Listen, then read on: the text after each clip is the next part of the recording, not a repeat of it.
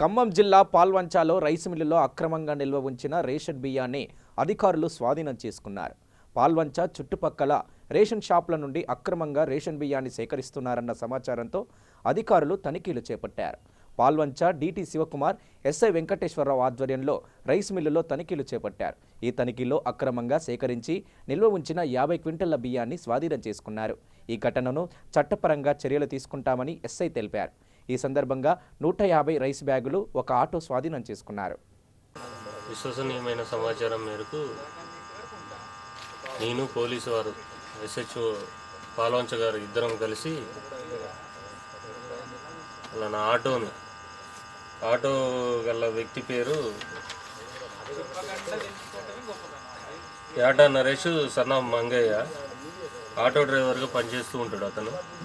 అతను దగ్గర నుంచి మాకు విశ్వసనీయమైన సమాచారం మేరకు ఈ పలానా అల్లూరు సెంటర్ నుంచి పీడిఎస్ బియ్యం పోతున్నాయని మాకు సమాచారం రాగానే నేను పోలీసు వారు ఇద్దరం కలిసి వచ్చి అది వెంబడించి పట్టుకున్నాము. అది ఎక్కడికి పోతుందో అని చూస్తే పలానా పాల్వంచలో ఉన్న రైస్ మిల్లు నాకు వచ్చిందని తెలిసింది.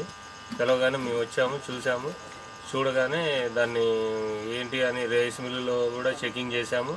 ఇక అతని దగ్గర ఉన్న ఆటోలో 80 కేజీల పీడిఎస్ బియ్యము పట్టుకున్నాము. దానికి తోడు రైస్ మిల్లును కూడా చెక్ చేశాము. రైస్ మిల్లును కూడా చెక్ చేస్తే 51 క్వింటా పీడిఎస్ బియ్యం ఉన్నాయి.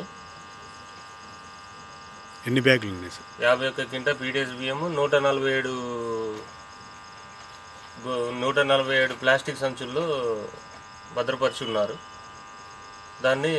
మేము దాన్ని హ్యాండ్ ఓవర్ చేసుకొని మన ఎమ్మెల్యేస్ పాయింట్, పాల్వంచ ఎమ్మెల్యేస్ పాయింట్కి హ్యాండ్ ఓవర్ చేశాము.